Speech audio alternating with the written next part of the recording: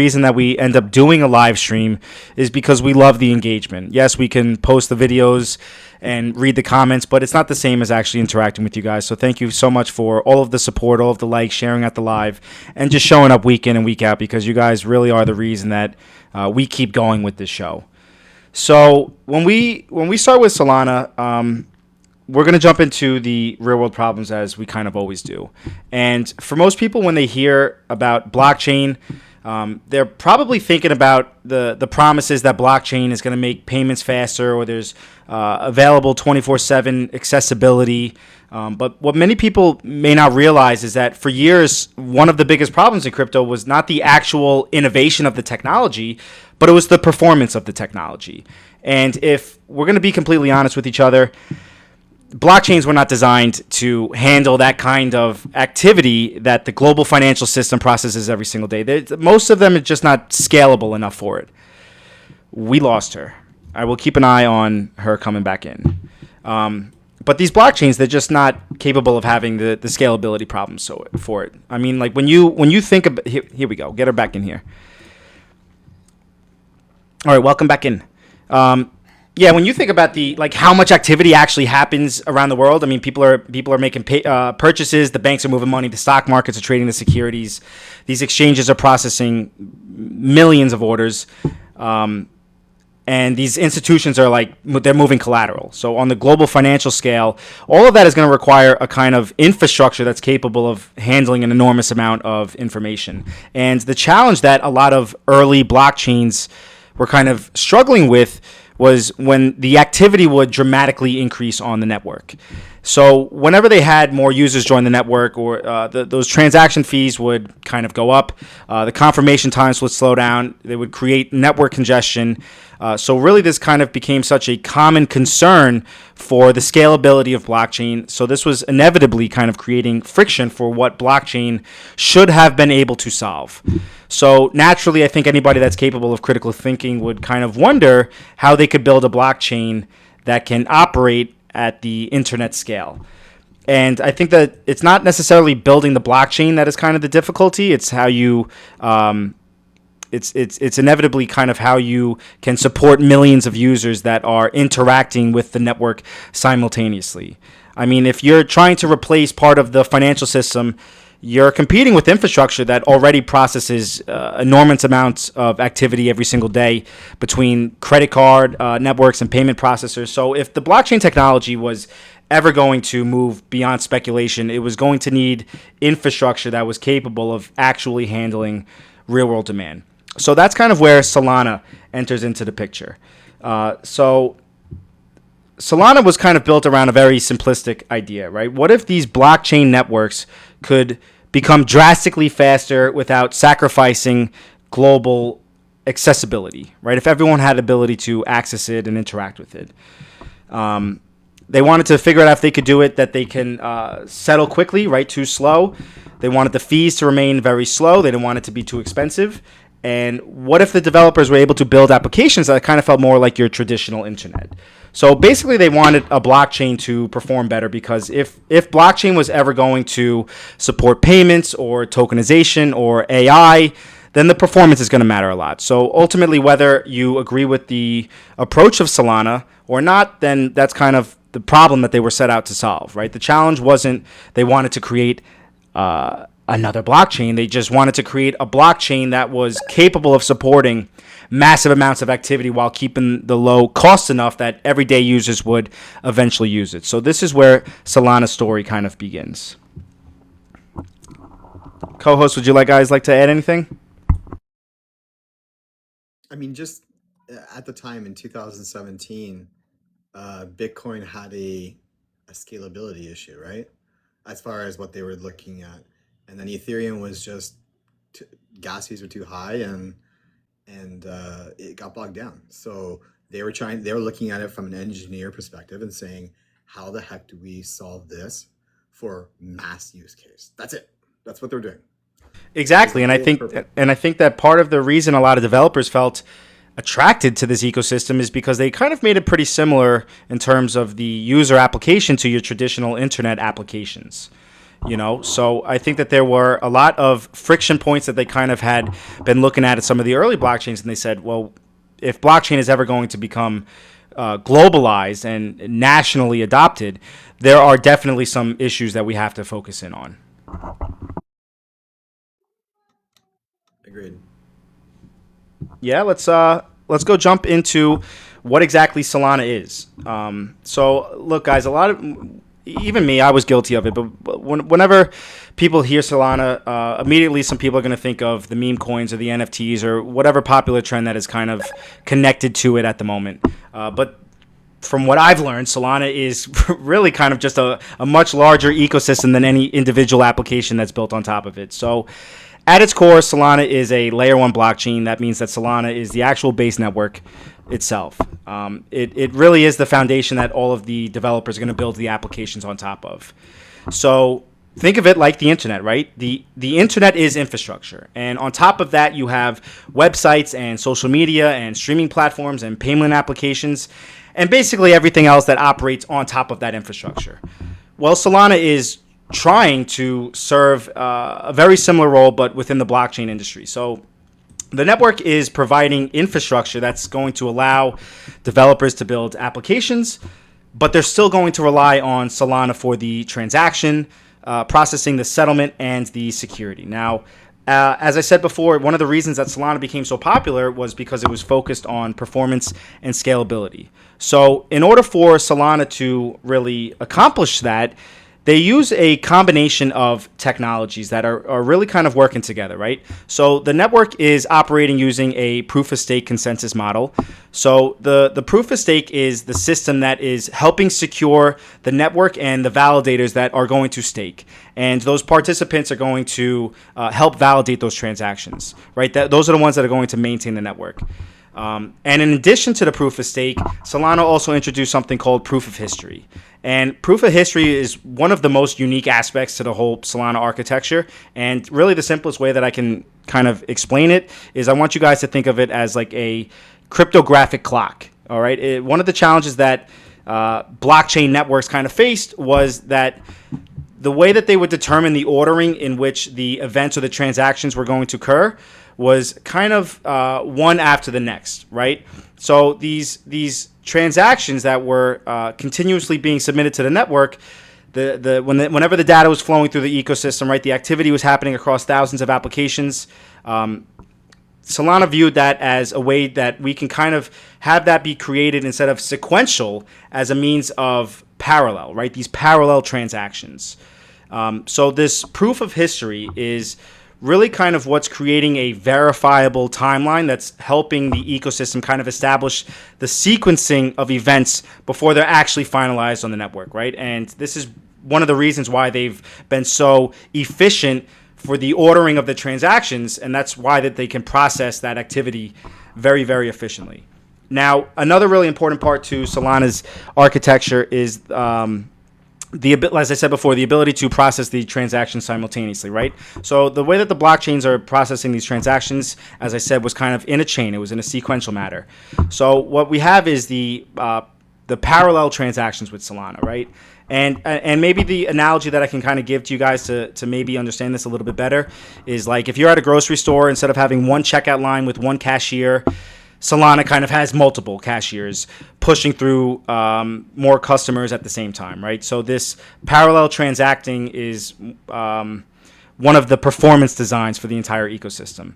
Now, another really big aspect to this is that's one of the reasons why the transaction fees are extremely low, okay? Because Solana was engineered to process enormous amounts of activity, and they wanted to do that efficiently, right? So these costs of the transactions have generally kind of remained fractions of a penny compared to some of the other blockchains that, what you can really experience when there is congestion.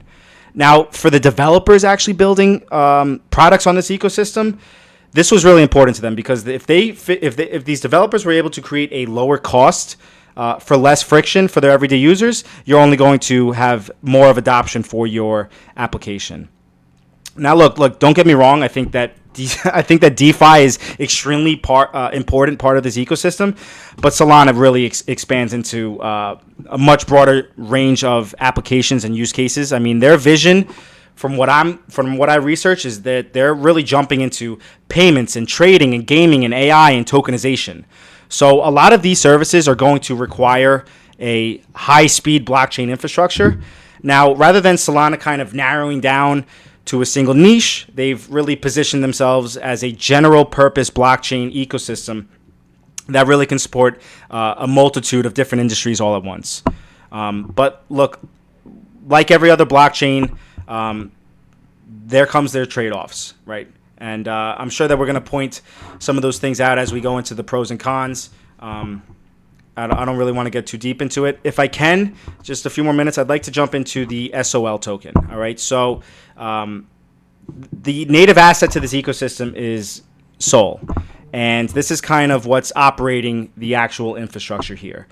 SOL is used to pay the transaction fees. It's used for the staking by the validators to secure the blockchain. And SOL is kind of the throughput for the entire ecosystem as the primary asset of the network. So whenever applications are going to interact with Solana's blockchain, the network itself is going to rely on SOL to help facilitate the activity and maintain the security of the network. So there really is kind of a very good direct connection between the operation of the system or the operation of the network and the utility of the SOL token, right? And that connection and ultimately how much value is going to flow into the token is something that I'm going to get into a little bit later into the ecosystem. But at its core, guys, Solana is really kind of attempting to provide a high-performance blockchain infrastructure that is going to hopefully be able to support a large amount of activity while keeping the cost very low and trying to maintain a user experience that feels very similar to your traditional internet.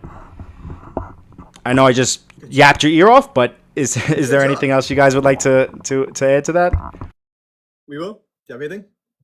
No, I think you hit it. I would just say one thing that you didn't mention, Yeah. which I think is actually really, really important, especially given where it came from. And that was that they decided to just do a layer one. It's not 100% accurate, but for the most part, they didn't want to fragment that liquidity, right? And that was the key for them. They wanted to keep it all on the one layer, like Solana network, as opposed to Ethereum that had liquidity all over the chain. It wasn't necessarily just in the Ethereum layer one network. Yep, So exactly. one thing that's really important. And I think one of the reasons why it became as successful as it did at a very, very early part of its... You kind of looked at me a little funny when I said proof of stake, and then when I said the proof of history, you said, "Oh, okay, there he goes." At first, I was like, "Does he?" Yeah, but then you caught. Yeah, no, good job, good job. Yeah. We read the papers. Do you want to go into tokenomics, or no, founders? Team. Let's do team. Okay, so the team. The co-founder and CEO is Anatoly Yakovenko. I probably didn't say it right. Anyways, we'll call him Anatoly. He spent over a decade as an engineer working on operating systems and distributed systems. He came from blockchain with no background in finance and no background in crypto. He came in as an engineer who saw a specific technical problem and could not let it go.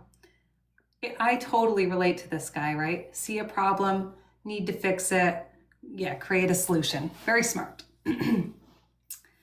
And as Bully mentioned, the problem was time. You did mention time, yes. He noticed that the blockchain had no reliable way to agree on things happening without validators consistently communicating with each other to establish timestamps. That communication overheard was the bottleneck. In November 2017, he wrote a white paper describing a cryptographic solution he called Proof of History, and Solana was built from that single insight. His background in hardware and operating systems, his background was in hardware and operating systems, not in markets. And that shaped everything about how the protocol is designed. It is optimized for throughput.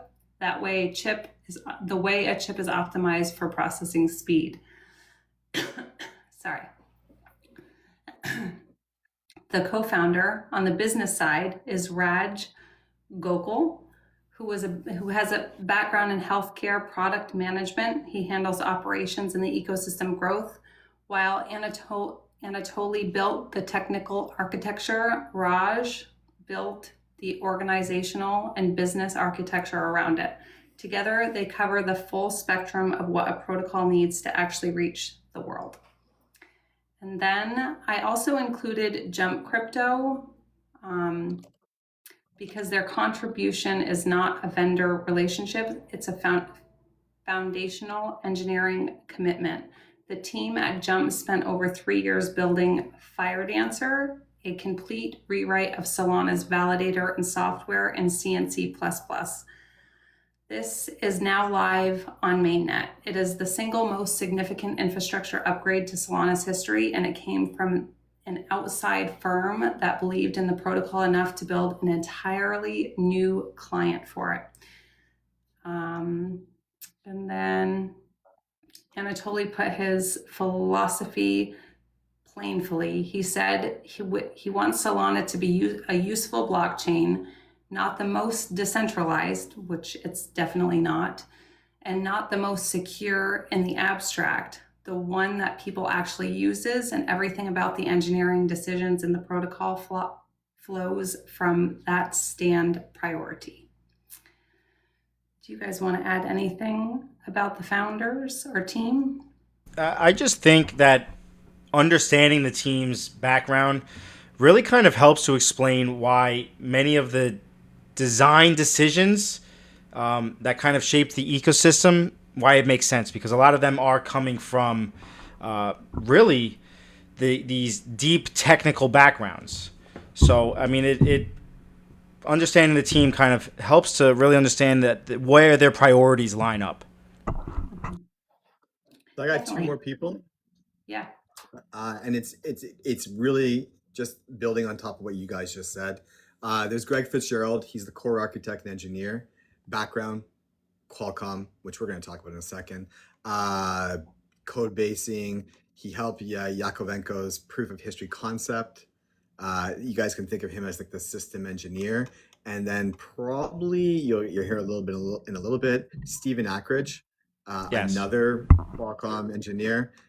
He's known for helping optimize validator performance and improving transaction processing efficiency.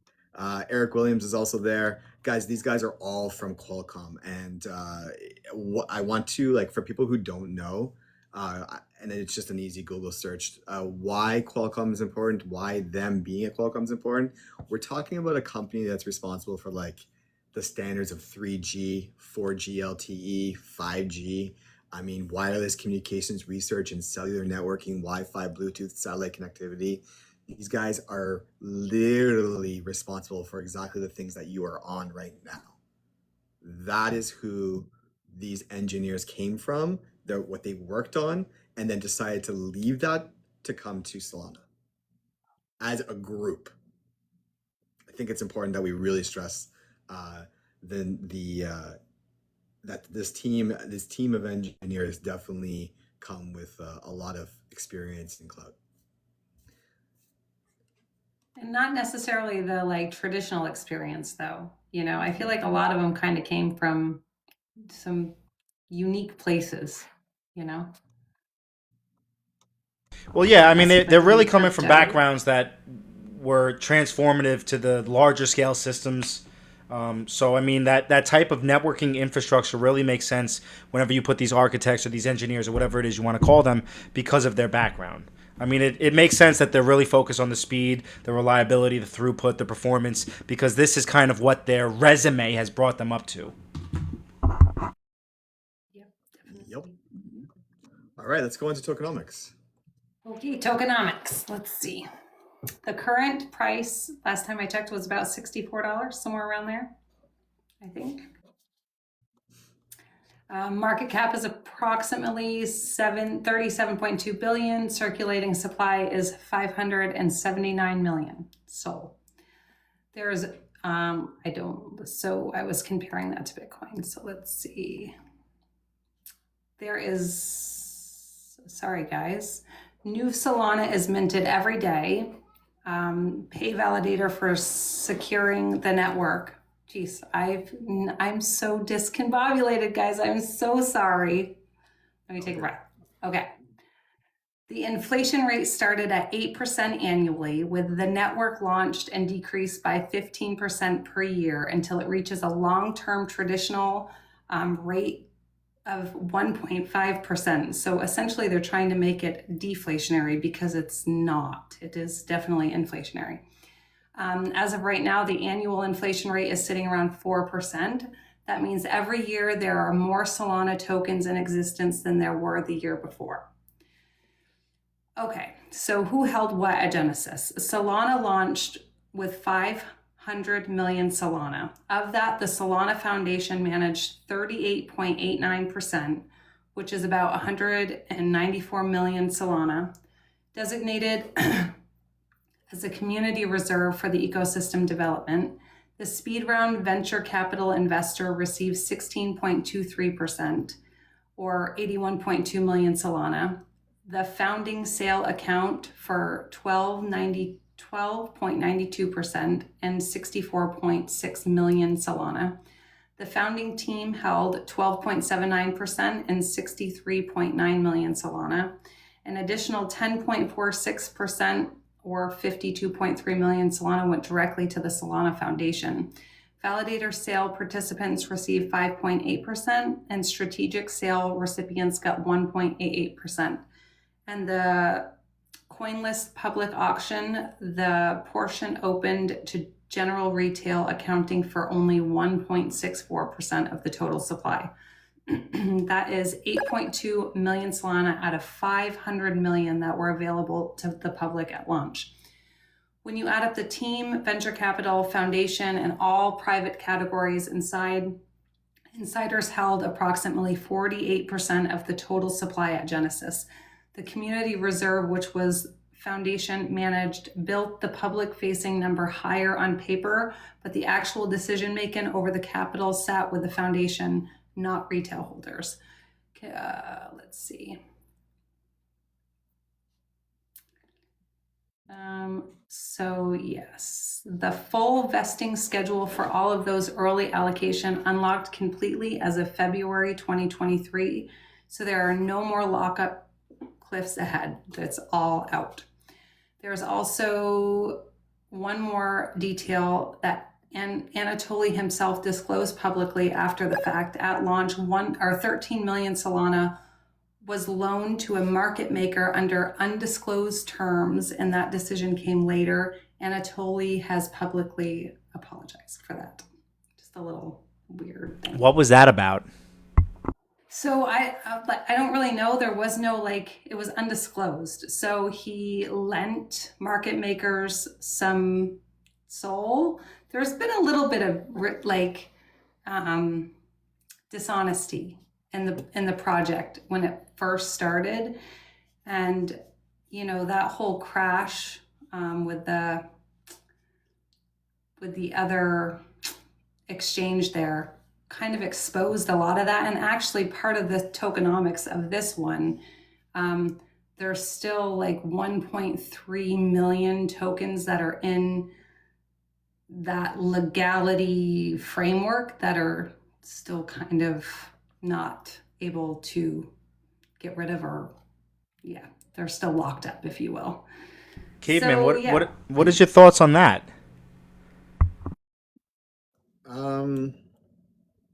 I mean, it sounds a little bit like what happened with Ripple, to be honest, and R3 Corda, right? So for me, I don't give that a lot of weight. I think in a nascence or an early formation of a new industry, I think people are going to be hiccups. So for that, I don't give it too much credence. I don't know. That's just me though. Yeah. Valid. But guys, okay, sorry, Wewo, did you want to say anything else? I mean, I have a couple. Yeah. So the counter mechanism to the inflation is a free burn. So 50% of every transaction fee on Solana is permanently destroyed. That means that as a network gets used more and more, Solana gets burned, and that burn actually creates a deflationary pressure against the inflationary schedule. So that's pretty important. Whether the burn rate eventually outpasses the issuance rate depends entirely on how much the network is being used. And right now, the network is definitely being used. Solana's application revenue in May 2026 reached $91 million, which actually surpassed Ethereum's $52 million that same month. So there's also a new proposal on the table. It's called the SIMD-5047. This is a governance protocol that would double the disinflation rate 15% per year for 30% per year. If it passes, inflation would decrease twice as fast, and that 1.5% rate would get reached faster. The community is debating on that now, so it's not passed. Okay, over 65% of circulating Solana is currently staked, which removes it from liquidity trading supply. Liquid staking protocols like, am I saying it right? Judo or Judo? And Marinade let participants stake their Solana productive in DeFi simultaneously. And then, yeah, I think that's pretty good. You got anything else? Okay. Absolutely nailed it. I thought I was going to add the last part, but you got that. There was just one thing I did look, guys, and maybe I'm going to missay this, but am I wrong in saying that there is a 2-tier system for validators? Like there's almost like an incentive. There is. And okay. and that's Judo. Really Judo. Go ahead. Yeah, no, you're hitting it. And I would have to go back. It's a little bit complicated, and I was not fluently understanding it, but there's definitely a 2-tier for Judo, and it's a little bit of not a good thing. Let me see if I can find it. I wish I could see where I did.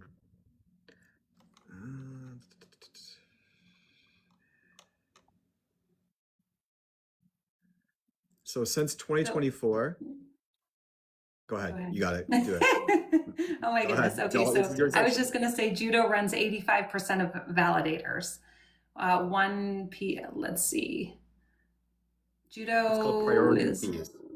Yeah. Single client, single bug, whole network. Nope, maybe you should go with it.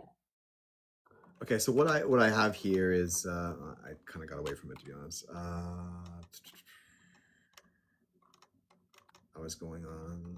Okay, so since 2024, Solana activity increasingly uses priority fees. Tips users pay for faster inclusion. These also contribute to fee generation, although validator economics have evolved with the growth of MEV and Judo. So that's what I got for that. Yes, the confluence is something that you're definitely going to see in a lot of systems, not just this one. So, I'm sorry, go ahead. And so you guys would agree this is pretty heavily centralized, right? Yeah, that is a great question, not a statement. And I think that is partially one of the topics, hot button topics, I would say, with Solana. Yeah. I think that's one of the things we'll probably talk about at the end. Bully? Yeah, definitely. If Solana's network fees are burned, but that inflation is the continuation of the minting the tokens, is Solana actually deflationary, or is it? I mean, they want to get to technically, 1.5%. it depends, right? So it all hinges on usage.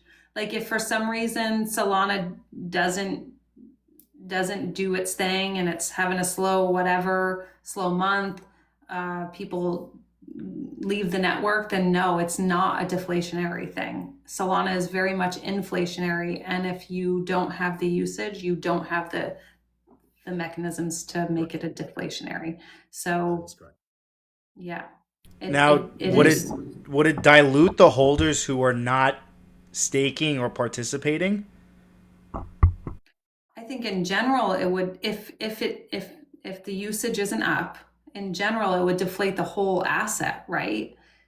If you have constant new tokens being minted, you know, people have this misconception of like, oh, they're staked, or oh, they're, you know, not in circulation, or oh, they're held, but those tokens still need to be taken in account for price, you know. So yeah, it's definitely an inflationary asset. They're, you know, we talked about they're working on some things, but even that, it still hinges on usage. So with the caveat of presumably more usage, and if more usage, down to 1.5%. For everybody at home, like things like CPI runs 3.8% year over year, right? Like, so like there's inflation in our current economic system that we all use on a day-to-day basis.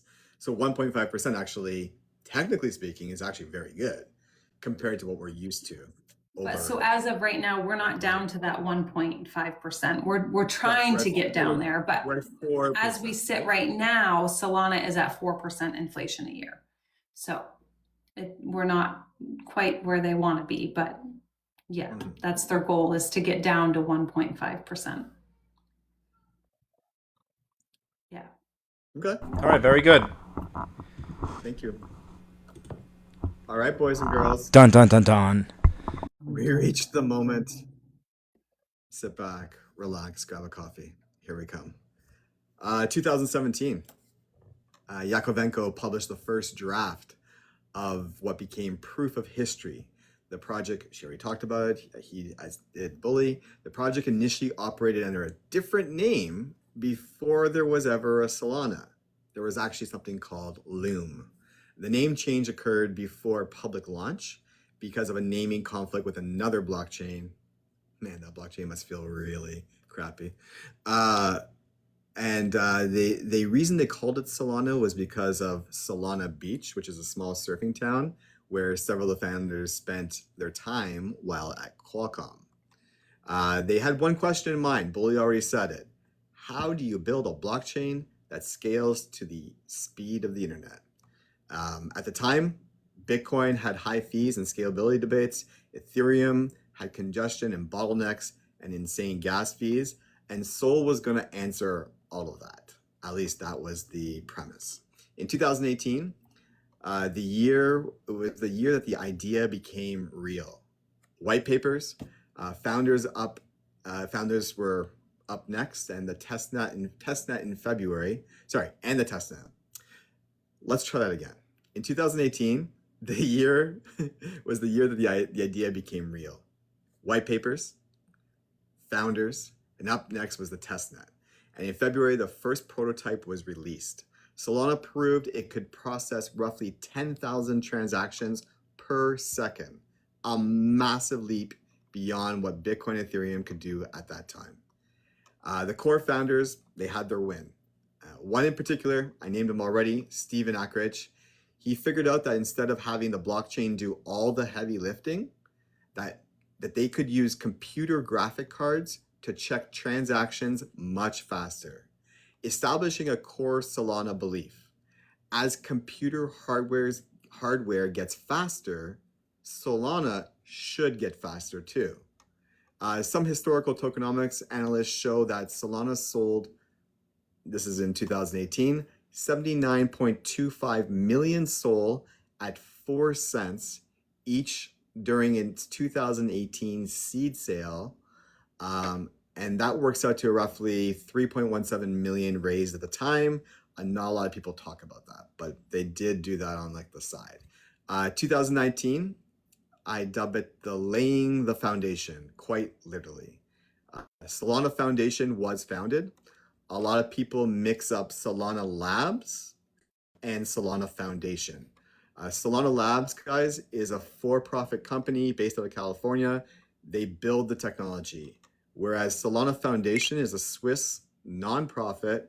It runs grant programs. It supports the validators. It oversees the ecosystem growth and decentralization efforts. And it manages much of the Solana brand and community initiatives. Meanwhile, the team at Labs spent much of the early 2019 stress testing the network and refining the architecture. Major components being tested included proof of history, which Bully talked about, the Tower BFT, Turbine, Gulfstream, and Sea Level. One of the most important events of 2019 was the launch of Tour de Sol. Basically, guys, it was validators competed performance tests to run nodes, find bugs, stress test the network, and improve the decentralization. This became Solana's first serious community building initiative and helped attract future validators before mainnet. Now, if you're going to build it, you're going to need money. So Solana raised 20 million in a Series A round led by Multicoin Capital. Other investors included Block Tower Capital, Foundation Capital, Neo Global Capital, Passport Capital, and Rockway Ventures. This funding allowed Solana to expand engineering efforts and push towards mainnet. The industry was becoming obsessed with, at the time, the industry was becoming obsessed with sharding, with side chains and layer 2s. I'm sorry, what did you just say? Sharding. One more time, brother. No, you know what I'm saying. Solana took the opposite approach, guys. They wanted to make the layer 1 fast enough that you don't need those side chains or those layer 2s, or the word that Bully wants me to say over and over and over again. 2020, March 16th, Solana launched mainnet beta. Shortly after the launch, Solana conducted a public token auction through CoinList. The token sale was approximately 22 cents per SOL. Can you guys imagine buying Solana at 22 cents? Hey, where was I? Compared to today's valuation, this became one of the most successful Layer 1 launches in crypto history. One of Solana's first major crypto partnerships came from Chainlink. Chainlink integrated with Solana to provide Oracle data, and this allowed future applications to access price feeds, market data, off-chain information, and this was critical because DeFi cannot function properly without reliable external data. They brought on USDC, which gave Solana dollar liquidity, trading pairs, stable settlement assets, and without stablecoins, DeFi ecosystems would have struggled to grow. The biggest ecosystem event of 2020 was, remember this word, Serum, S-E-R-U-M. They entered the picture and became Sol's flagship DeFi project. They attempted to build central limit order books, high-speed trading, exchange-grade performance, and directly on-chain. This was arguably the first major proof that Solana could support sophisticated financial applications. 2020 marked the beginning of the developer ecosystem as well. Projects started experimenting with wallets, with DeFi protocols, with infrastructure, and trading applications. 2021, Solana exploded on the global stage. This is probably when most of us probably started listening about or hearing about Solana. And this is where a lot of us who aren't in Solana's ecosystem or aren't invested in Solana are probably like, this is where you get your narratives from. Sol had risen nearly 12,000% from the start of the year. Market cap peaked around 74 billion. NFTs exploded. DeFi TVL reached billions. Venture capital, obviously they're going to pour in, and Solana became Ethereum's most talked about challenger. June 21, a name that we always talk about, Andreessen Horowitz and Polychain Capital led a $314 million private token sale for Solana Labs. And 2021 was Solana's first major DeFi year. Major protocols emerged: Ethereum, Radium, Mango Markets, Orca. The DeFi ecosystem grew from almost nothing into billions of dollars in TVL. For the first time, people weren't just holding SOL, they were borrowing, they were lending, they were trading, and they were earning yield. Then came the arrival of NFTs. Solana became a major NFT chain. That's what everybody started talking about. There was the Degenerate Ape Academy, there was Aurora, and there were Soul Punks. The low fees made Solana attractive compared with Ethereum, where an NFT minting could cost hundreds of dollars. So why would you go spend hundreds of dollars when you could just come on Solana? By late 2021, NFTs had become one of the primary driver of Solana adoption. And then Audius, a decentralized music streaming and sharing platform built on blockchain tech, migrated over to Solana to improve its scalability. It was one of the first major consumer-facing applications to publicly adopt Solana. With the eyeballs and liquidity coming in leaps and bounds, cross-chain connectivity was inevitable. Wormhole connected Solana to Ethereum and other ecosystems. This allowed for assets to move between chains, liquidity to enter Solana, and users to bridge capital, because without bridges, ecosystems would have remained isolated. Now, as for stablecoins and developer growth, it continued to accelerate. Hackathons became major growth engines. The Solana Foundation heavily funded ecosystem development through grants and accelerator programs, supported by the first Breakpoint conference, which helped establish Solana's identity and the community. Developers, founders, investors, and ecosystem projects gathered around and shared vision of scaling blockchain and adoption. To put it mildly, Solana was on fire. January 2021, it was at $1 to $2, and it peaked $260 by the end of the year. But not everything was smooth. September 14th saw the first major outage. Massive transaction volume hit the network. Validators lost consensus. The chain effectively stopped producing blocks. The outage, it lasted approximately 17 hours. The network required validator coordination to restart, and critics said, this proves Solana is not decentralized enough. At least that's what they were saying. In 2022, this was the year that Solana got punched over and over and over and over again. It was a dark time. Winter had come. Hold on to your pants, because the list is insanely crazy. The fact that they still exist, the fact that they could go through 2022 and still be a dominant ecosystem, that's, in my opinion, is all you need. But don't believe me. Here it is. It starts off with one of the largest hacks in crypto history. Wormhole, Solana's primary bridge to Ethereum.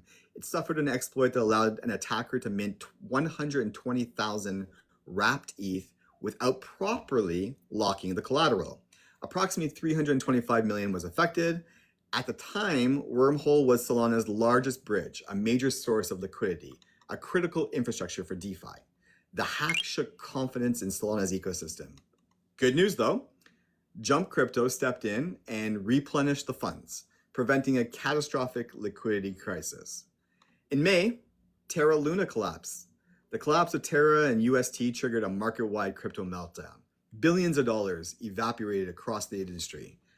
And Solana wasn't the cause, but it was heavily affected. SOL price fell sharply. DeFi, TVL declined, and risk appetite disappeared. Not to be outdone, by May 31st, Solana experienced another major outage.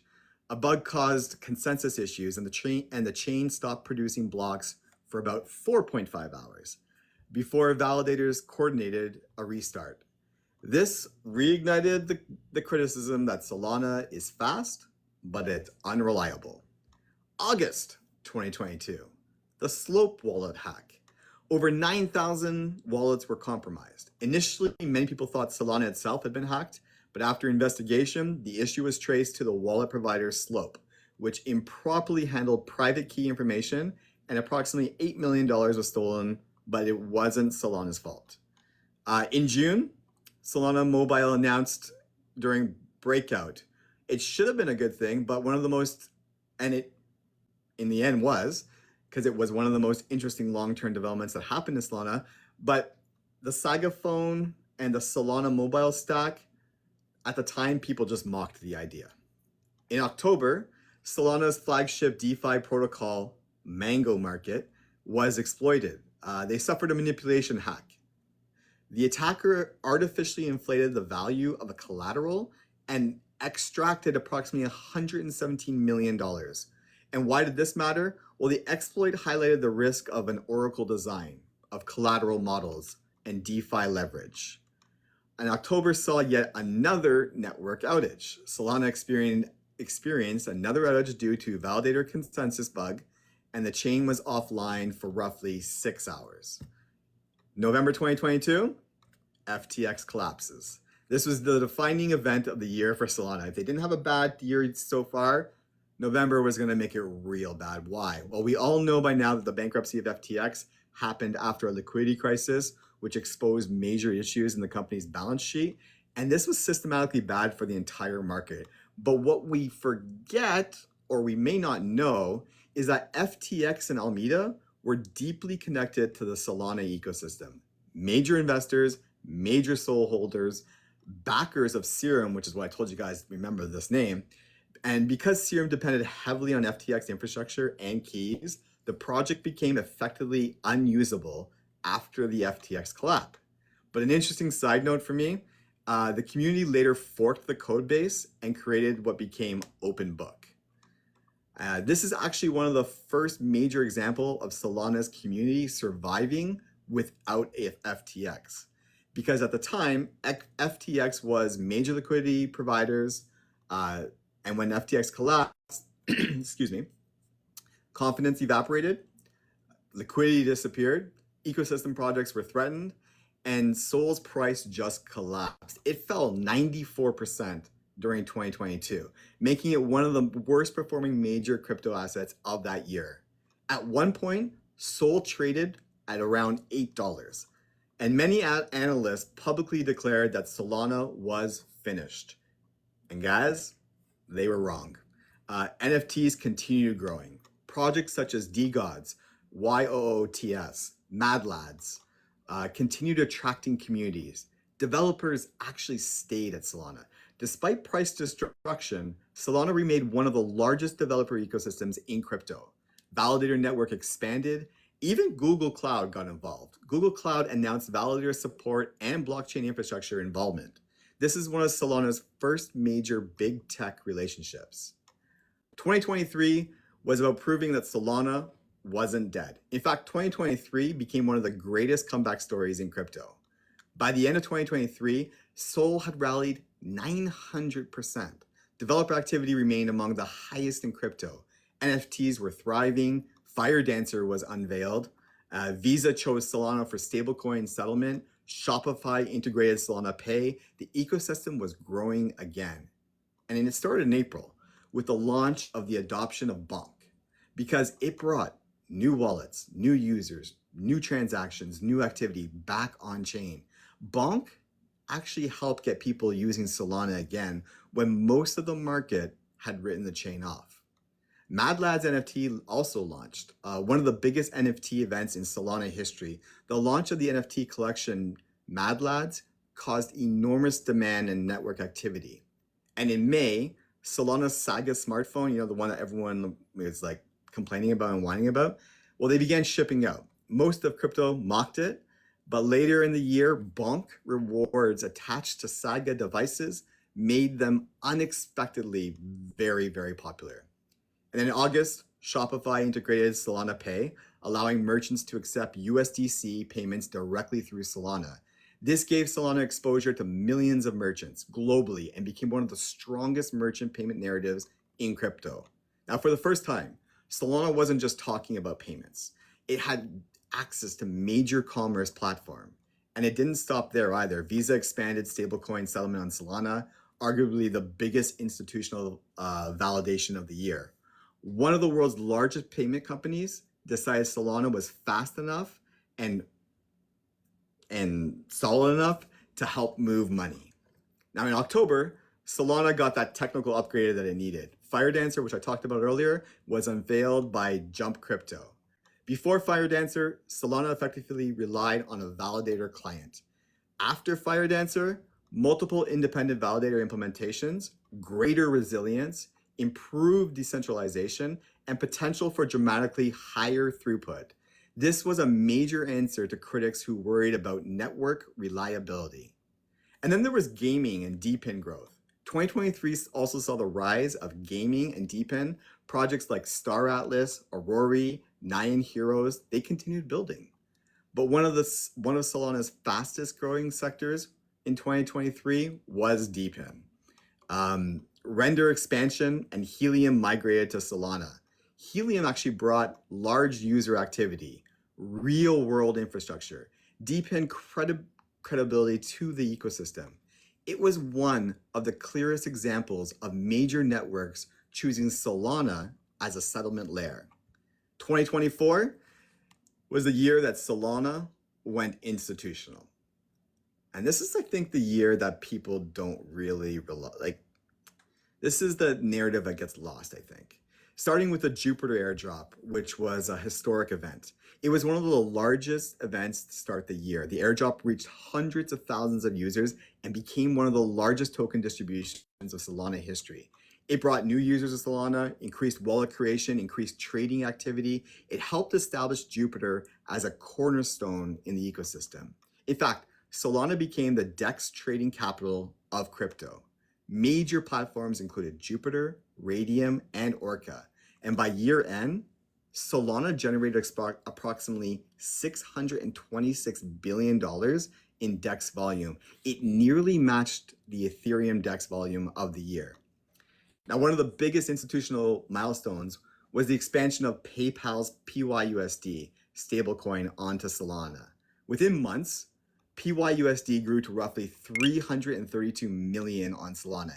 It became a key settlement network for PayPal's stablecoin strategy.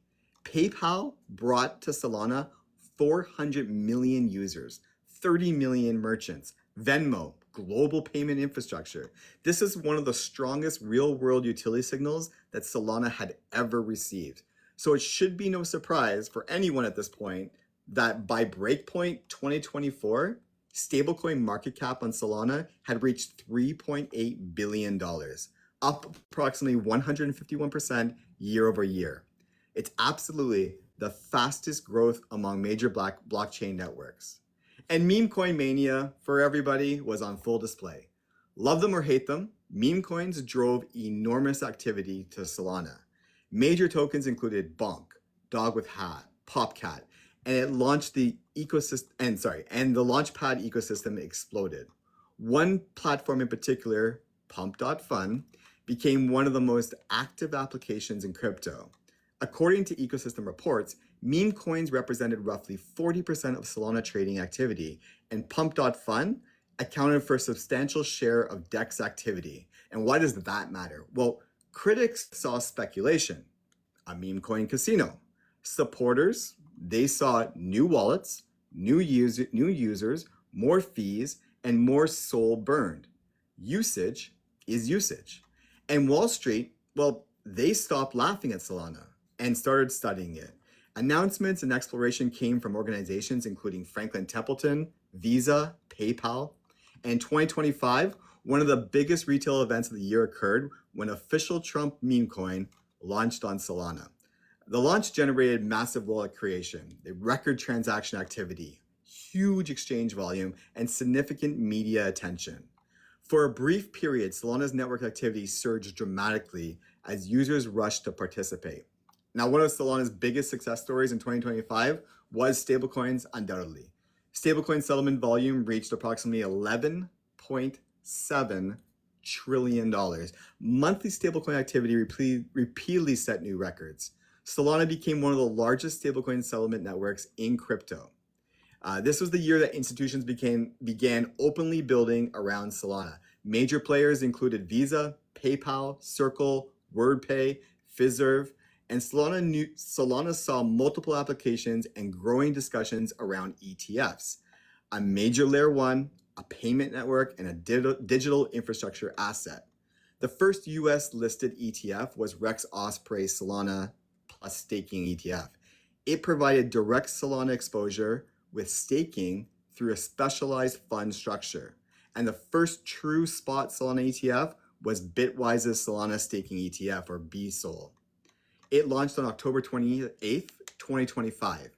And Reuters reported it gathered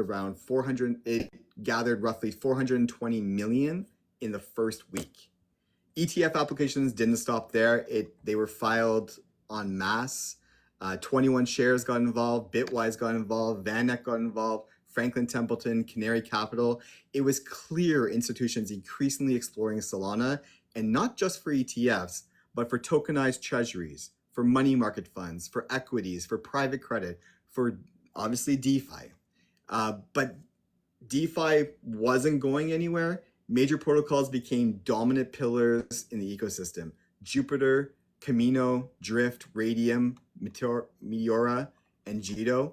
By 2025, Solana had one of the largest DeFi ecosystems in crypto. In fact, Jito became critical for infrastructure, emerging as one of the most important protocols in Solana. Jito's growth highlighted the MEV infrastructure, liquid staking, and validator economics. And consumer applications, they also continue to grow. The ecosystem expanded beyond finance, guys. Growth areas included gaming, Star Atlas, Nine Heroes, Aurora, DePIN, Helium, Render, payments, Solana Pay, merchant integrations, NFTs, Magic Eden, Tensor. The network increasingly looked like a full digital economy. And by late 2025 and into 2026, Solana was reporting metrics as like this: tens of millions of monthly active addresses, billions of monthly transactions, and trillions in trading and settlement activity. The challenge for some people is the meme coin dependence. Critics argue that too much activity came from meme coins, speculative trading, short-term volume. And although reliability was generally much improved from 2021 to 2022, periods of heavy activity still produced failed transactions, congestion, and user frustration. And as for 2026, I'm not going to get all of it, but the things I cherry-picked, MasterCard wasn't going to allow Visa to stay by themselves. They got involved. They launched always-on USDC settlement on Solana, allowing stablecoin settlement infrastructure to connect directly into traditional payment rails. And in May 2026, Solana reportedly attracted approximately 716 million of net real-world asset inflows, the highest among blockchain ecosystem for that period. Major growth areas include tokenized stocks, tokenized treasuries, private credit, institutional settlement assets. Backpack launched regulated brokerage. One of the most important capital market developments so far is actually the Backpack, which announced a US regulated brokerage business designed to merge traditional stocks, on-chain assets, and tokenized securities, all within the Solana-based ecosystem. And why does that matter? Because this is one of the clearest examples of TradFi, crypto, and tokenization coming onto Solana. And the Solana Foundation, they introduced native subscriptions and allowances, reoccurring payments, delegated spending, subscription infrastructure directly at the protocol level, kind of like a Netflix-style recurring payment, but can now be built directly on chain. And cross-chain expansion, it continues to grow. Major interoperabilities include Axelar integration, additional cross-chain messaging systems, cross-chain asset transfer tooling, and allowing Solana to connect more deeply with broader crypto ecosystems. And as for enterprise, it continues to accelerate. Solana's homepage highlights institutions and fintechs including Visa, PayPal, Wordplay, Circle, Fiserv, Western Union, R3 Corda, just to name a few. Solana Mobile, what I talked about earlier, the ecosystem crossed 1,000 dApps available through its app ecosystem, according to ecosystem updates. And gaming and collectibles, Solana remains one of the strongest ecosystems for gaming, NFTs, and collectibles. Recent ecosystem reports indicate that Solana captured roughly 60% of on-chain collectible volume. According to Solana's published ecosystem metrics, 50 million monthly active addresses, 3.5 billion monthly transactions, 3.3 trillion trading volume, and 3.4 billion app revenue generated across the entire ecosystem. These are among the largest usage metrics in crypto. There is your update for Solana. Those are big numbers. That's a big boy.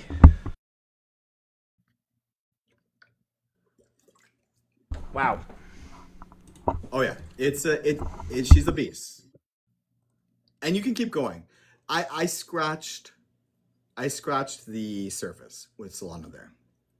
It is definitely an ecosystem that has been extremely aggressive from a developer, a validator, and a founder perspective. It's without a doubt a monster. So the Visa announcement, that's the pilot for the payment settlement.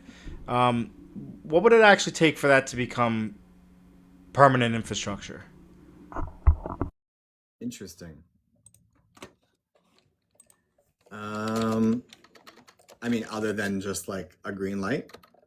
Yeah, I mean, is there kind of something else that they're waiting for production, or is it just really kind of just a test?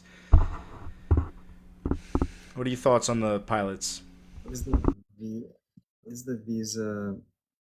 Okay, so I'm gonna speak. I'm gonna speak not through knowledge, but rather just like, how do I say this? Common sense.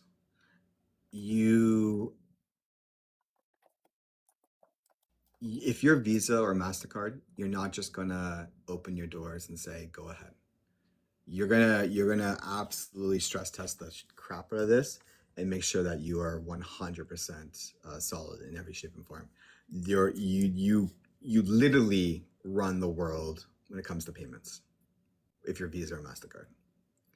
So it's extremely important that this ecosystem is solid. There can be no lags. There can be no shutdowns. There can be no. In fact, I forget the metric, but there is a number I used to know on what the droppage in Visa and MasterCard can be. It is an obscene, like to say it's less than nothing, it is probably an underestimation of that. So yeah, you can't have blocks go down. You can't have outages for 4 hours, 6 hours, 17 hours.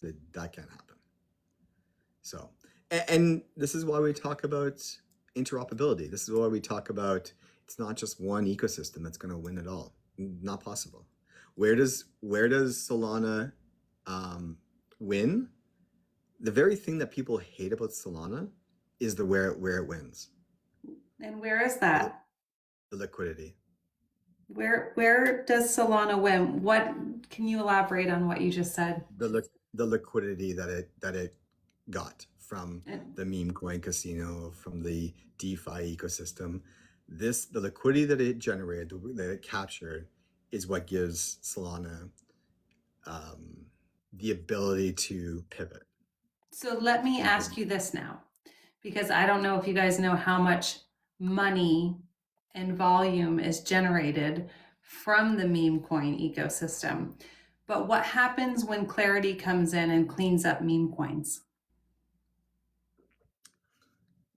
Absolutely nothing. You already have captured the value. No, I disagree with that. Disagree with that very much so, actually. So This is exciting. yeah, so I really, really push back on that because 90% of the volume, half of the revenue, and a third of that comes from meme coin. And so we talk about usage and we talk about deflationary asset. If you take away 90% of the revenue that's coming into into the ecosystem, that's going to shut that mechanism down, right? So it goes from really being used to maybe not so much.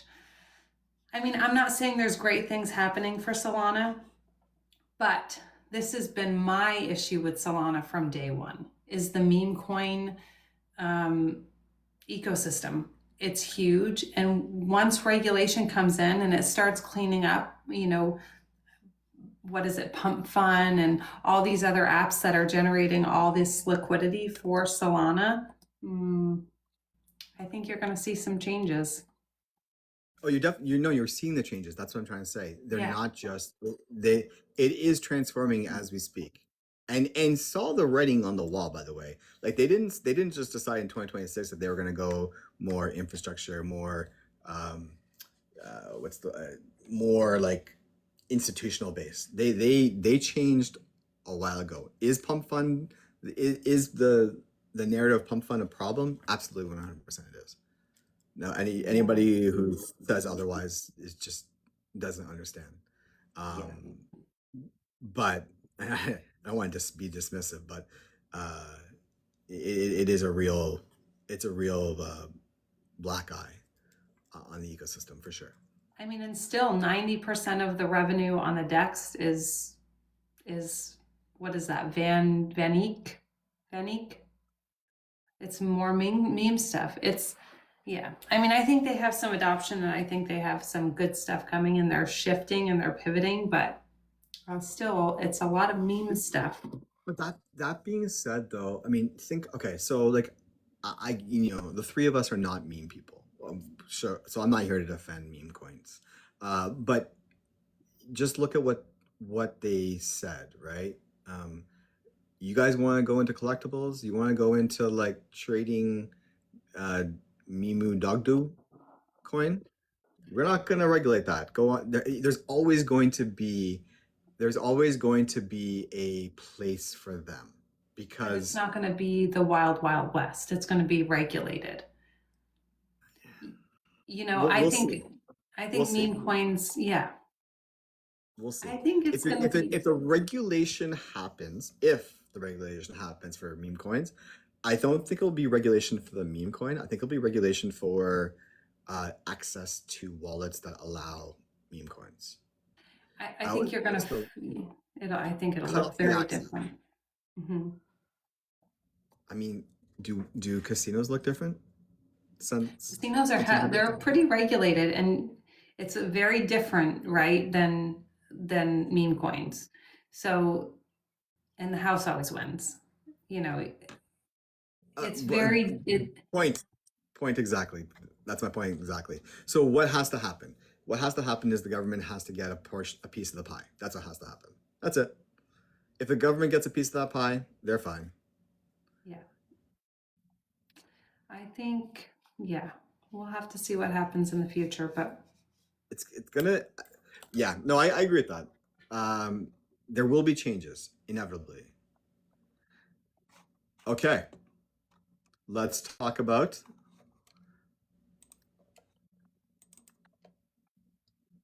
sorry, my system froze. All right, compliance and regulations. Wewo, take us away. Okay, let's go with it.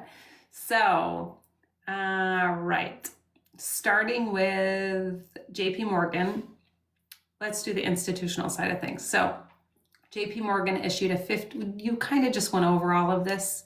I don't know if you went over the numbers, but issued a 50 million commercial paper settlement on Solana. Franklin Templeton, a 1.5 trillion asset manager, is building on Solana infrastructure.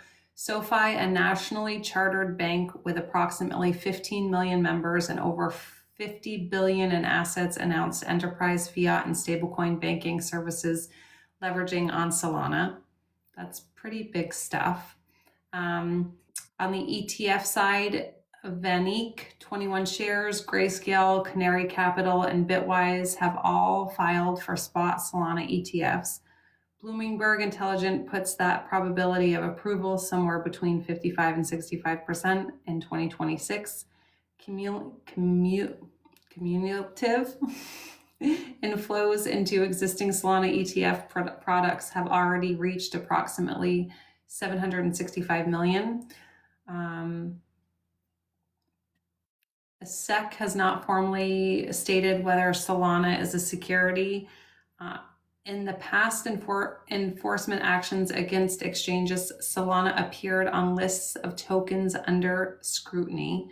The Clarity Act, if passed, would likely classify Solana as a digital commodity given the decentralized validator set work-based distribution. I'm not sure. So that would kind of remove the uncertainty from that.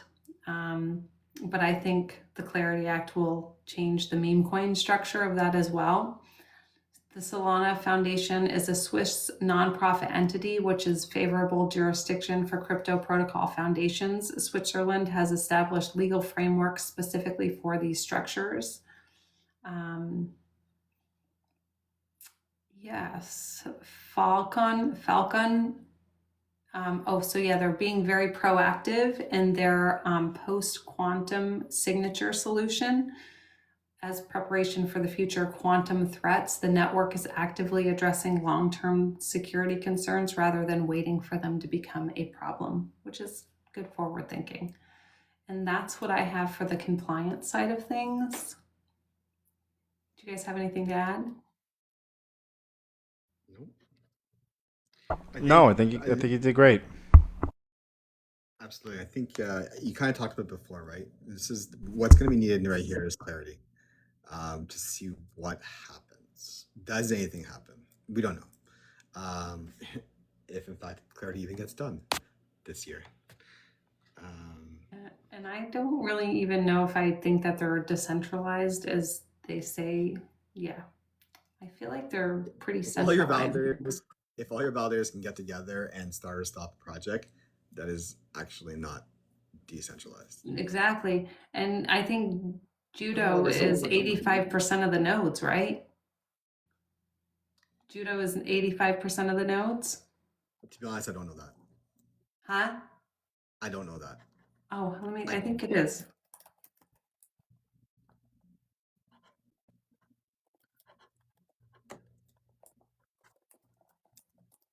I was writing questions and comments down. It's actually higher than 85% now. So Judo Solana client holds the validator software is 95% of the actual running nodes. That's crazy. That to me isn't decentralized, right? So that's like one single point of failure. That is not what you want in a system. And if I remember correctly, maybe it was Binance and Coinbase, the SEC had labeled Solana apart with other assets as a security, and then they later revoked that. Yeah, so they have been, that is very true, Bully. They were under scrutiny. They were definitely in the talks, of that stuff. So I'm not really even sure that, so that's the key factor with commodity versus security is it truly decentralized, and will they see that it is decentralized? I'm not so sure. And I think that's why they were kind of being, So the U.S. regulatory position for Solana is a digital commodity. It's not classified as security under the 2026 SEC CFTC framework. That's good. Yeah, so I think the SEC stance on a lot of things changed with the new administration, but I thought it was Coinbase and Bitwise maybe in their lawsuit. It was mentioned, but it seems like they actually looked at it and figured that one out. Is it time for the TAM? The TAM? Yeah.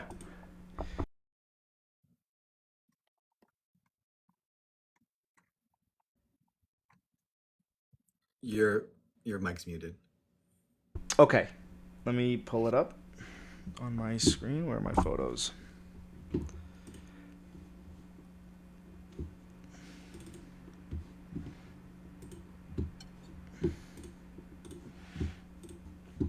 Okay. So look, guys, Solana, just like a couple of the last projects that we've been focusing on, they're not really just focused on a single market, right? They're trying to provide infrastructure for multiple industries at the same time. So whenever we're evaluating an investment opportunity, one of the first questions we should be asking ourselves is, how big is this opportunity? So let's go through it part by part, right? We're going to start with payments.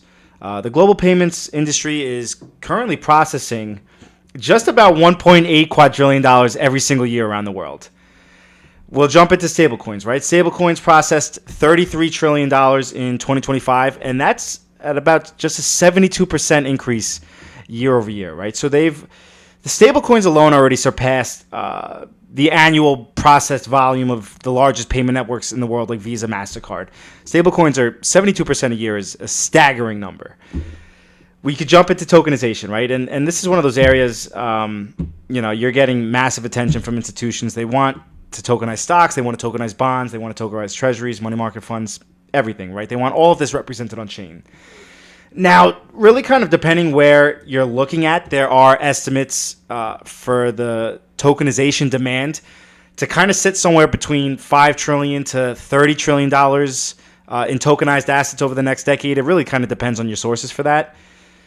When we jump into finance, right?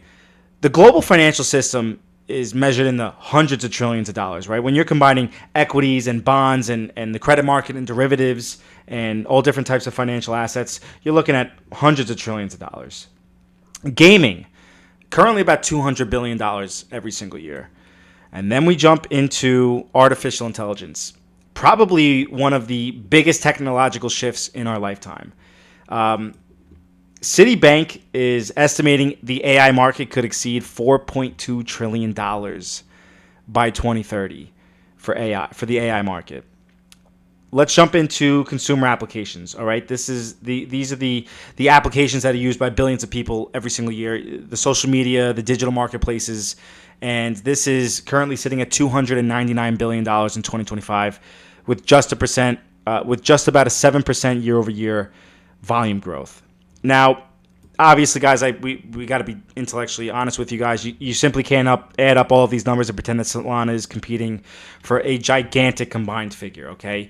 That would be pretty misleading. But what I can say is that even after accounting for the overlap that Solana is attempting to position itself inside of, the intersection of the industries, we're still measuring in the hundreds of trillion dollars. So if I had to estimate the total addressable market for Solana, I would personally view it, and this is kind of a drastic range, I understand that, but it really depends on how much tokenization and payment and stablecoin and consumer application, how much infrastructure ultimately kind of migrates on chain.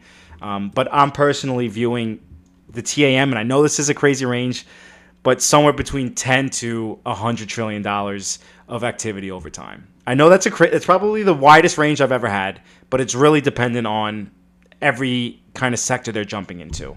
If you want to say $50 trillion, we can go with $50 trillion. I wouldn't be upset with that number. Can I jump into token mechanics? Yeah, let's do it. Okay, let me see. How do you obtain the value?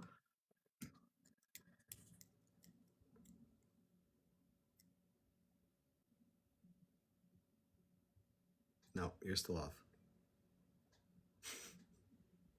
Still off.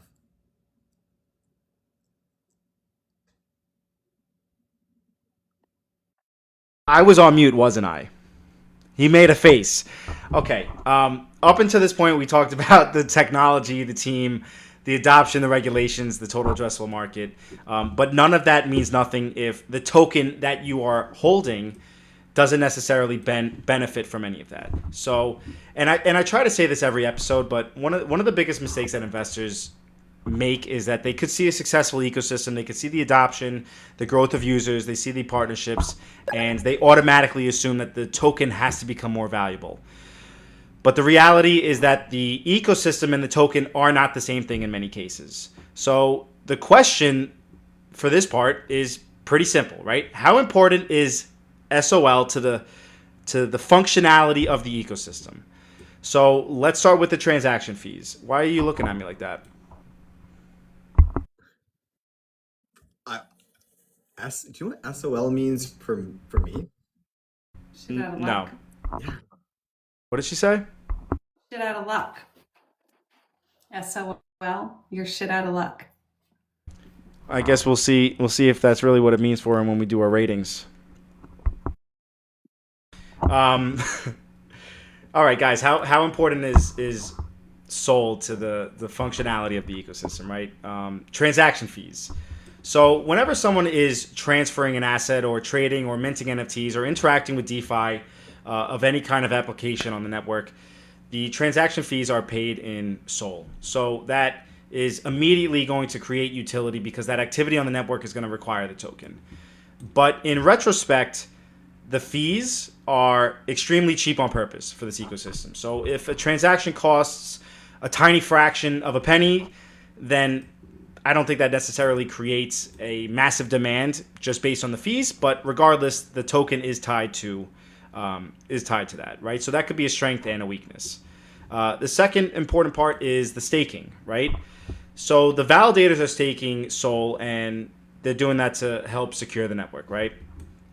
The delegators can also stake their Sol to validate and participate in the security of the ecosystem as well. So this is going to remove a portion of the supply from the circulating supply in order to kind of maintain the operation and the security of that, right?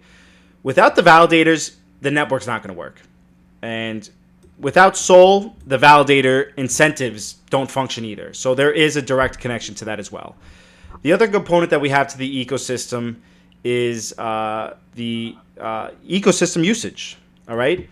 And that's kind of, right, Sol is really the primary asset to the ecosystem. So that's what's being used for the throughput, the wallets, the trading pairs, the liquidity pools, the DeFi applications. That's the heart of the entire ecosystem. So that's going to create an additional layer of demand because Sol functions as the foundational asset of the ecosystem itself. Now, before I keep going, I want to ask you guys a question, right? That is kind of related to the previous part. If Solana is attempting to participate, let's say $50 trillion, is $50 trillion of activity, right? Does that actually increase demand for the Sol token? What would you guys say? Yes. Yeah. I'm going to kind of say not necessarily. Go ahead. So as I said, it depends on how much tokenization aspect comes into it. So yes, there is like an indirect part to it, but the $50 to $100 trillion worth of asset that's represented on chain doesn't necessarily force the direct demand to the actual Sol token itself. Do we have a disagreement here? I want to go back to tokenomics. Right, because that the value of the network doesn't mean that people are automatically buying the Sol token, right? The tokenized assets could be stocks, it could be treasuries, it could be stablecoins, it could be bonds. But there's a gas fee and transaction fee for everything that's on the network. So here's what I'll say about the Sol token is, how do I say this? Solana is the most token dependent ecosystem that I've seen doing any work with any of these assets. They are so heavily correlated to the ecosystem. I mean, you literally need it for the gas and transaction fees. You need it for validator economics. You need it for staking yield. You need it for meme coin and trading pairs. You need it for capital formation. Like, it is embedded heavily into the ecosystem of Solana. So I think, yes, I think that all the value capture that runs through the ecosystem is going to, use or need Solana. And yeah. No, I understand the direct versus the indirect part to it. Transaction fees require Sol. The network security relies on Sol. The ecosystem is built around Sol as the primary asset. But does that mean $10 trillion flowing into the ecosystem automatically makes the token go up 100x? Oh, I don't think that. I mean, no. Right. I mean, Okay, I sorry. think That is where I'm going with it. Yeah, but I mean, for me, that's like that with every asset, though, right? Like, just because you have, right? I understand what you're saying. No, I don't believe that is the case. Yeah, I mean, like unlike some of the other governance tokens that we have reviewed, where there is very little connection to the token itself, Solana does have a meaningful relationship between the actual network activity and the token's utility. But I don't want people to be misled when they see the stablecoin volumes or the tokenized assets being represented on chain and kind of expecting the token to pump up, because where the token is actually being utilized doesn't necessarily reflect to the potential volume that can come on chain, right? It is suited for the environments that it was built to kind of integrate in with. Yeah, no, I do agree with that. But yeah, I mean, generally, more transactions is going to mean more fees, right? More validators is going to mean more staking. More applications is going to mean more ecosystem participation, right? All of those things are connected to Sol in some way or another. But I just wanted to kind of get people to understand that there is a direct aspect to it, but there is also a indirect aspect to it as well.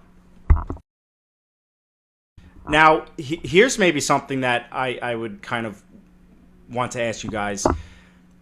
With the possibility of the network kind of upgrading and becoming more efficient over time, with better technology, better throughput, the lower costs, is it possible that it could result in the network actually requiring less SOL per unit of economic activity? Say that one more time, Bully. Yeah. So, yeah, okay. So as the technology kind of advances, right? More throughput, lower costs, more efficiency.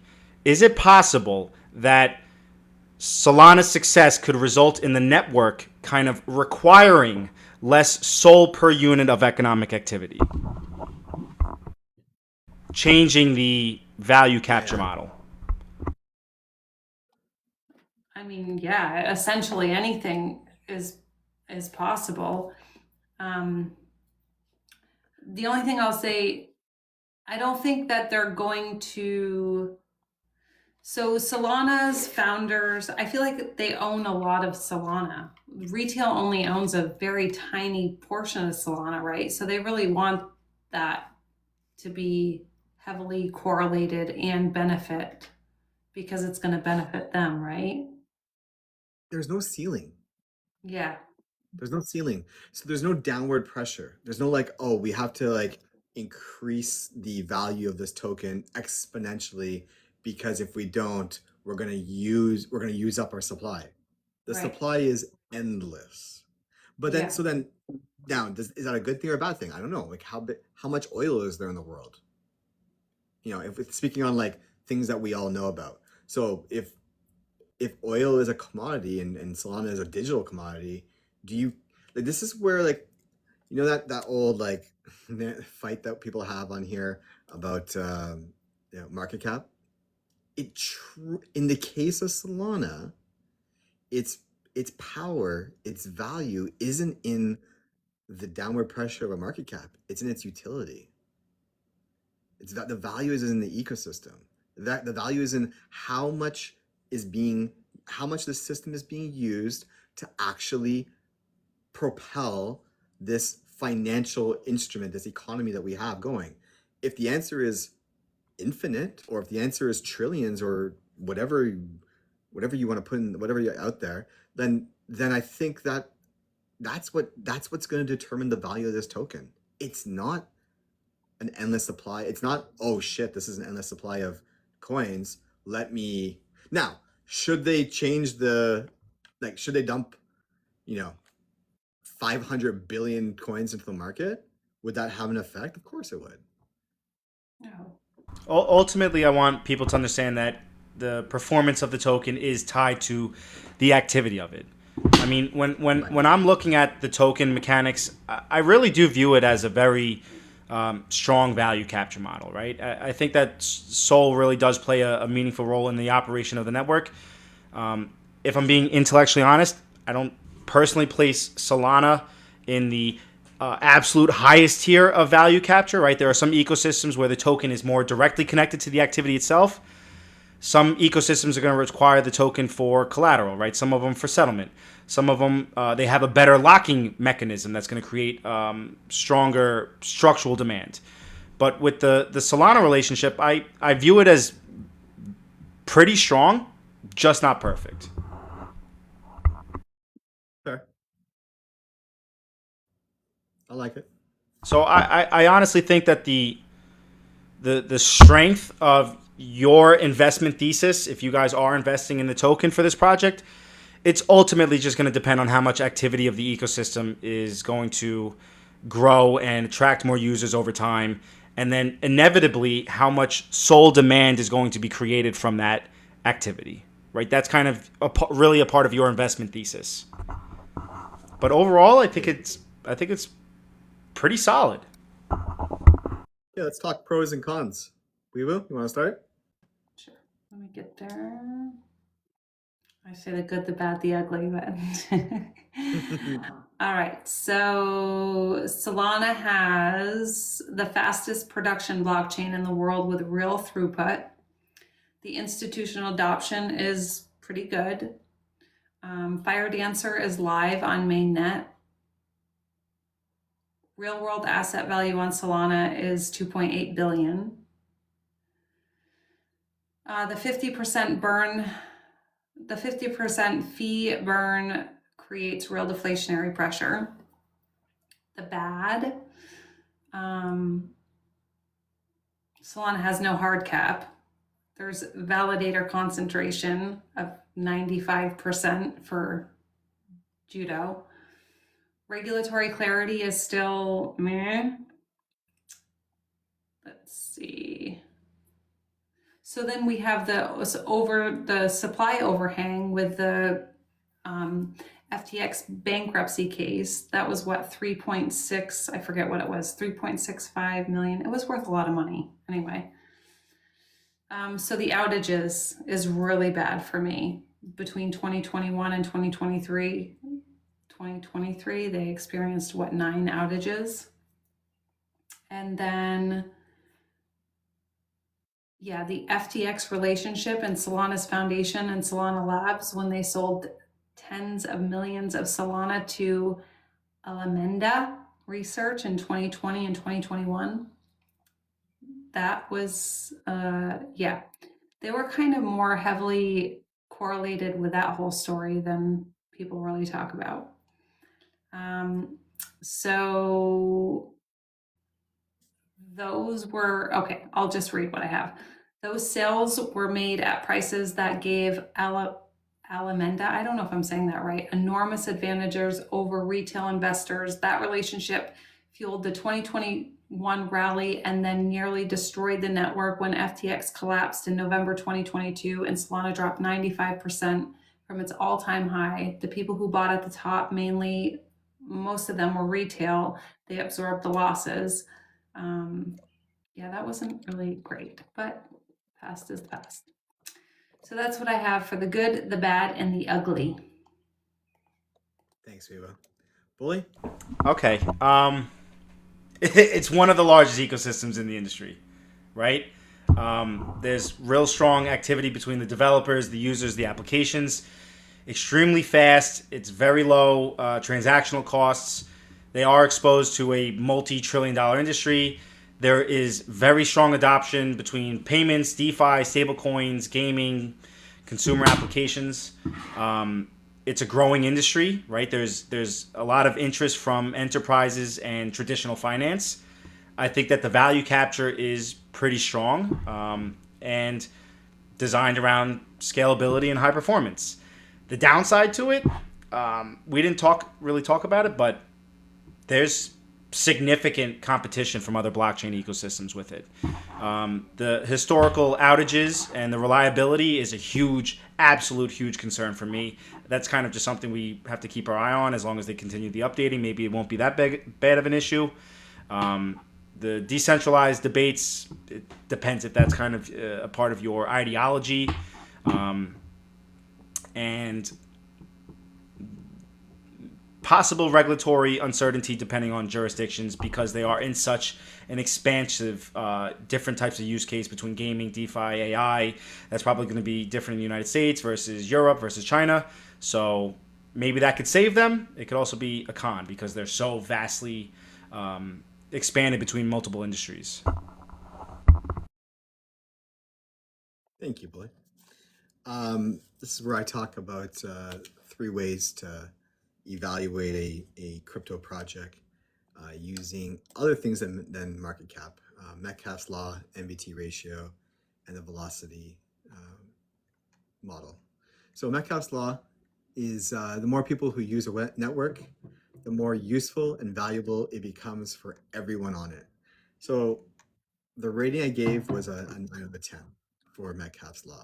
Why? Well, because of the huge developer ecosystem, massive user base, strong stablecoin activity. The network effects are real on Solana. The more users that attract, the more liquidity, the more developers, the more applications. It's just 1 + 1 is 2 on this one. MVT ratio. MVT ratio, for people who don't know, is network value to transactions. In simple terms, it's like a PE ratio for cryptocurrency. It compares how much the network is worth to how much it's actually being used. Now, a high MVT, the crypto's value may be growing faster than its real usage, which can suggest it's expensive relative to activity. A low MVT ratio, the network may be seeing a lot of transaction activity compared to its value, which can suggest it's relatively undervalued. The rating I gave for that was an 8 out of 10. The strengths is real economic activity, stablecoin usage, there's payments, and obviously DeFi. Weakness, some activity is driven by bots and a speculative market. So that's why I gave it a little bit lower rating. Velocity model, it measures how quickly money moves around a network. For a cryptocurrency, velocity asks, are people holding this coin or are they constantly spending and transferring it? I gave Solana a 7.5 out of that. I mean, the pros are staking locks up supply and fee burning does help. The cons for Solana is it changes hands frequently. Many users treat it as a utility token rather than a store of value. So the total mark I gave Solana is an 8.6. Guys? We will. So I'll add to mine too. The things that I don't love about Solana is the meme coin thing. It's always just been a turnoff for me. It kind of gives me the total opinion of mine, but just like so Solana's never been my thing. It's never been my jam, never really cared about it. I also think Hyperliquid is a big competitor to Solana. So like Bully said, I forgot to mention the competitors. So that being said, it is probably my highest mark so far at 8.4, but I personally will probably not ever have Solana. I think we all kind of come to a very common consensus with this project. I'm going with a flat 8. I'm going with a flat 8 for the project. I myself, I'm not going to invest into it. I really do like the project. I've learned a lot from researching it. Just not something I'm going to add into the portfolio, but wouldn't be upset if you did. So on the flip side of that coin, pun intended, I would say that I understand that our pie is so big, right? There's only a certain amount of money to go around to invest in. I'm going to say that I am disappointed that I have not invested in Solana so far, and it is something that I will be looking for points of entry. I think this is. Do you have one? Do you have a point of entry? Because, I mean, this is. Brother, what are we thinking here? Bleed, baby, bleed. That's what I want the markets to do. I mean, I think so. For me, I always go like in the sector who would I choose, and I would definitely choose Hype over this one. Yeah, I don't think it's either or for me on this. I think it's both, but that's just me. I see a lot of places. Make sure it's a safe website. I'm not sure what that was about, but moderators, do your thing. Yeah. Okay, there are a couple guys. I like this one. We kind of were on the same page for the most part. I think. Yeah, I think ultimately, like, an 8 to an 8.6 it's a fair grade. Actually, to be honest, the average median is probably Weebo for 8.4. So, good job, Weebo. You got it right on the head. ROI. I don't. Yeah, exactly. Wall Street. I agree with that. Wall Street says ROI is the key. It doesn't matter about personal feelings. Yeah, yeah. Yeah, Sorry, I do agree with that comment. Just for me personally, I I'm interested in making money. Now, there is a limit to that. Like, personally, I'm not one that's gonna go and invest in, like, I don't know, sweatshops. But I don't think that this is anywhere close to a sweatshop or anything close to that. So ROI is definitely why we all invest. And for me, for this token, it's not there. There's better opportunities out there, in my opinion. Of course, everybody do you, but that's, how I feel about it. Bully? It's not there for me. What was the question here? No question. ROI. ROI. I mean, I've been buying QNT for the last year. You're gonna have to really wow me with something to replace that one. So, me personally, I think that you probably could get a good come up. Me personally, I'm not investing in it. Okay. There were a couple questions from chat. You guys ready? I'll try. Maybe. All right. What utility does it have other than allowing people to build on it? Now, this is at the beginning, so let's be fair. For you guys, what utility does Solana offer? Weewoo? What utility does it offer other than people building on it? I mean, I guess it's fast, it's cheap. What utility does? I don't know. Bully, your turn. Payment, stablecoin, tokenization, DeFi. It's pretty drastic. It's a pretty drastic answer. If you're kind of just focused on the consumer application to it, it really is just a general blockchain. So you pick one, it probably is touching it. I mean, it's the largest stablecoin play, right? Oh yes, that's right. Yes. I mean, if we're just going to talk about where we're at right now in the industry and adoption, it literally is the mecca of stablecoins. So it's one of the larger RWA plays out there. Yeah, I mean, if you're talking about utility, there it is. I mean, to say nothing about the meme coin aspect of things, of, like, staking, earning money, earning real money value right here and right now. There is also, that side of Solana that is an absolute behemoth. So I can say that's your utility. Sure.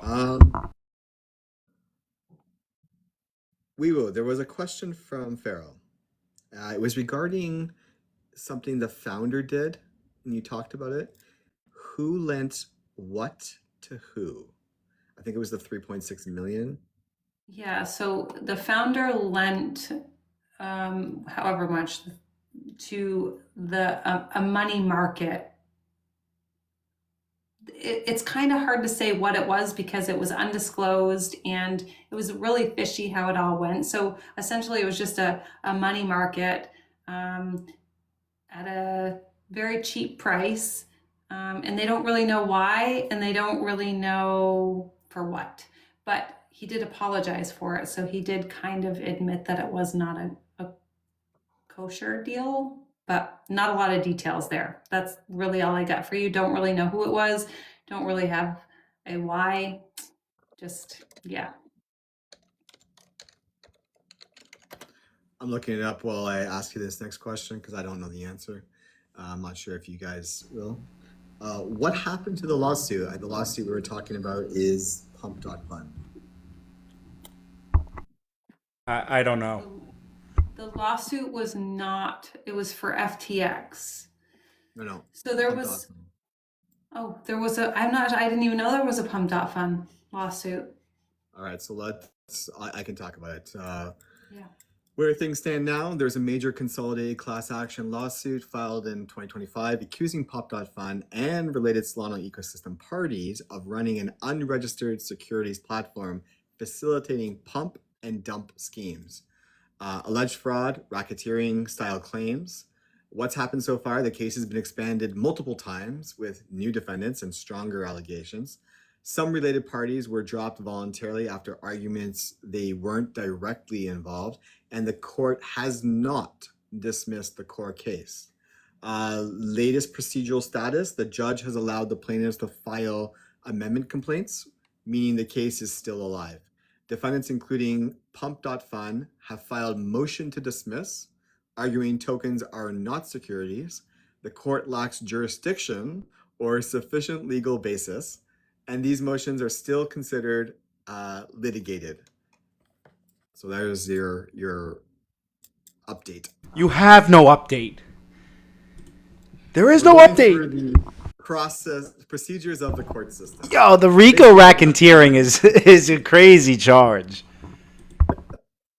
I mean, you understand what they were doing, right? Do you guys know what they were doing for Pump.Fun? God bless. I hate to talk about this because it puts a bad taste in people's mouth for Solana. But essentially, they were getting the buys orders and the buy orders before it actually came to market, and so they were front running that, and then giving it to the people, the insiders. So, the government kind of looks bad on that. Dirty players. Very dirty. Yeah, people are always going to look for an edge. Give a guy a chance. I'm just kidding. I'm not saying that at all. All right. So Doug was here earlier. Shout out to Doug if you're still here. And you know what? The reason why I'm saying this statement is because I want to know how you guys feel about this. One of the thoughts is that the XRP community is the strongest community, and I think that is subject to who you are when you got into the system, into this ecosystem. Because if you've been here since 2017, you probably realize that let's be honest, the 2022 should have destroyed, absolutely decimated this project. The Solana should never have survived all the things it went through. And it was the ecosystem, it was the people, it was the community, it was the devs that stuck with it and literally soldiered through. So shout out to that community, because damn, I don't know too many projects that could have lasted. Or company. And the puzzle agrees with me. So Dove says the NFT culture before Rug City started. How do you guys feel about that when I read that statement? Say that one more time. So the NFT culture is what really the meme coin but more the NFT culture is what really galvanized the community. It's what really propelled it into its next evolution. Have you guys ever had any interaction with that community? The NFT community? Yeah, but on XRP Cafe. Yeah. Okay. And so I guess my question to you is, do you see that community that real hey, you know what? We are gonna band together, we're gonna work together, we're gonna actually create this momentum together. Because I've also seen that in over on X. And I think it's something that we undervalue. like that, the strength of a group of motivated people. I mean, Solana. generally for this ecosystem to continue to grow, even after some of the biggest setbacks that they've experienced, the FTX collapse, the downage, outages, lawsuits, whatever the case is, for them to continue to grow, the community has to be there. They're definitely one of the biggest in the entire industry, so got to give it to them. Okay, so the question was at the end, how has validator concentration gotten so high as it is for the likes of many projects, but Solana being one of them? Do you guys have any insight into that? It's actually I actually that's think cool. I actually think that it has to do with the hardware requirements, and I think that because they're so focused on the performance, you do need like significant internet connections and these powerful servers and these storage capabilities. So inevitably, I think that it just comes down to it being more expensive because it's technologically more demanding than running another blockchain for the other validators because they are prioritizing the performance.